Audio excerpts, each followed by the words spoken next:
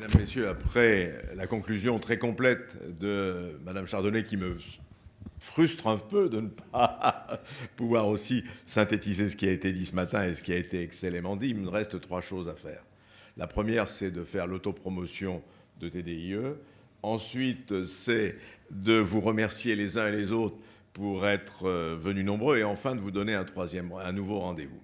Tout d'abord, TDIE, c'est une plateforme d'acteurs du transport, d'acteurs de la mobilité, et elle s'efforce de plus en plus d'être une passerelle entre ce monde et d'autres mondes, et notamment le monde des usagers, le monde des protecteurs de l'environnement, et je me félicite que nous ayons pu travailler de concert ici, ce n'est pas la première fois, avec France Nature Environnement, et Monsieur Dubromel a dû nous quitter, mais il a été, je crois, un acteur important et il a été très intéressé par ces débats. Je voudrais remercier. Et puis c'est aussi une plateforme qui dialogue constamment avec les pouvoirs publics et notamment avec la DGITM, que je veux saluer, remercier pour sa contribution. Et puis, bien évidemment, avec bien d'autres acteurs, le Conseil général de l'environnement, du développement durable et puis tous les maîtres d'ouvrage qui sont concernés par, j'allais dire, la simplification, l'amélioration de toutes les procédures, qu'elles soient environnementales ou qu'elles soient d'autres natures. Donc, TDIE, c'est un outil qui se veut au service, bien évidemment, de l'aménagement du territoire, au service de l'environnement, au service d'infrastructures pertinentes et utiles.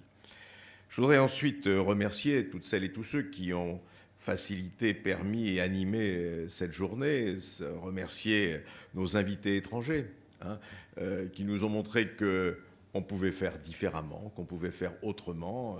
On a bien évidemment de grandes qualités, nous, Français, mais les autres en ont d'autres, de pragmatisme, de recherche d'efficacité. Et avec la commission Mobilité 21, nous avions été, et ça s'est vu d'ailleurs dans les recommandations que nous avons faites, nous avons été très impressionnés par ce qui se fait en Allemagne. On avait eu l'occasion de rencontrer le ministère des Transports, nos collègues parlementaires, les syndicats professionnels, l'agence de financement.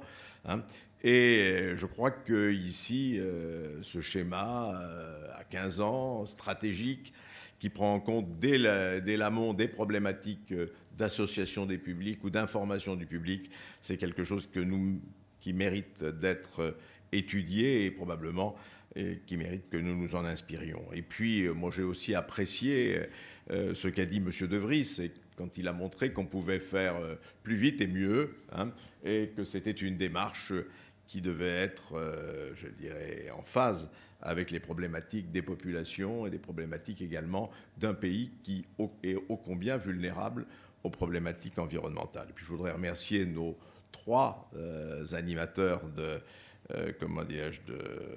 table ronde, Marie-Dominique Salin, moi je dis Salin, je ne dis pas Salon,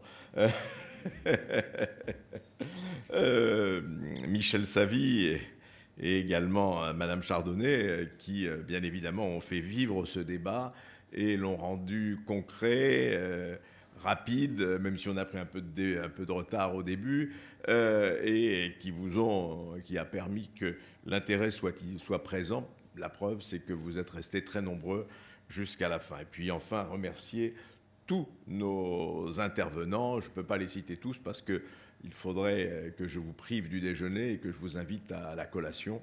Donc, qu'ils soient tous remerciés. Et je vous donne rendez-vous maintenant le 12 décembre à l'Assemblée nationale pour une autre matinée consacrée à un sujet très très différent, la compétitivité des ports. On a voté une loi en 2009, une nouvelle loi portuaire qui complétait la loi Le Drian 20 ans plus tard. Et bien, où en sommes-nous aujourd'hui? Comment les choses marchent-elles? Qu'est-ce qu'il faut pour faire que la France ait enfin des ports à la hauteur des enjeux économiques de ce pays, qu'elle ne soit pas complètement dépendante des ports de la rangée nord ou des ports italiens ou espagnols? C'est un vrai sujet et c'est un sujet auquel je vous convie tous le 12 décembre en vous souhaitant une bonne fin de journée et une bonne fin de semaine.